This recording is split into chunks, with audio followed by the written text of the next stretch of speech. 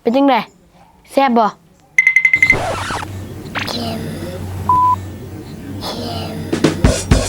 มื้อนี้อาเฮ็ดครัวไข่แซ่บๆให้น้องกินเด้อคันกินแล้วให้ไปนอนพักผ่อนอยู่เฮือนห้ามไปตากฝนได้ช่วงนี้ไม่แห้งฝนตกนะแล้วมันสิบ่เป็นหวัด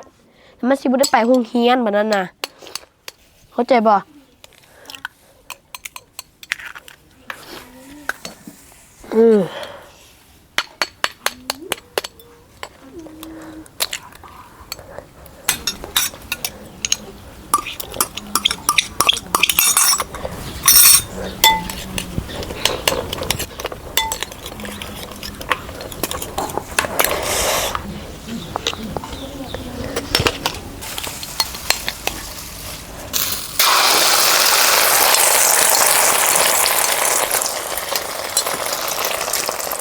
โอ้หอมบ่โอ้ย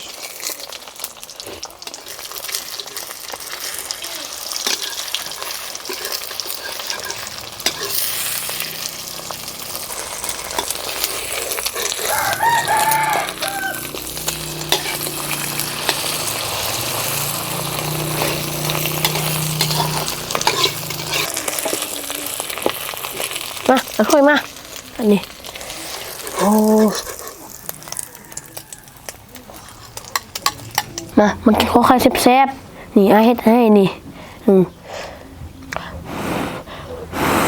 อันกินข้าวแล้วจะอยู่เฮือนได้ห้ามไปเลาะได้แบบนั้นน่ะ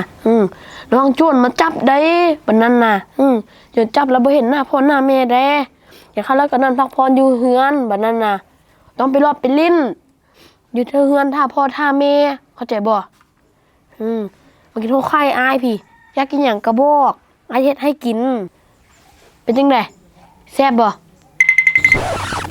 เค็มเค็มเด้อเค็มเอ้าคันซั่นน้องจะกินหยังกันล่ะหรือว่ากินข้าวกับขนมบ่เห็นท่านกินข้าวกับขนมไปนั่งอยู่หั่นท่าไปน้าซื้อขนมมาให้โอ้ยน้าซื้อมาแล้วขนมนี่น่ะไปว่าไก่แกะก่อนอันนี้เลยโอ้เดี๋ยวชิมมือก่อนเด้อ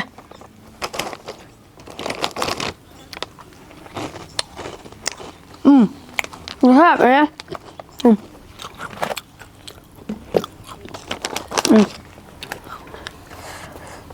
กินข้าวกับขนมเด้อ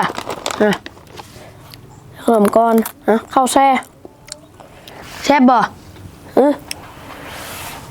ข้าวใส่น้ำข้าวแซ่บน่ะน้องต้องกินหลายๆได้เอาทิ้งใหญ่ไวๆแล้วก็แข็งแห้งอีกน้ำ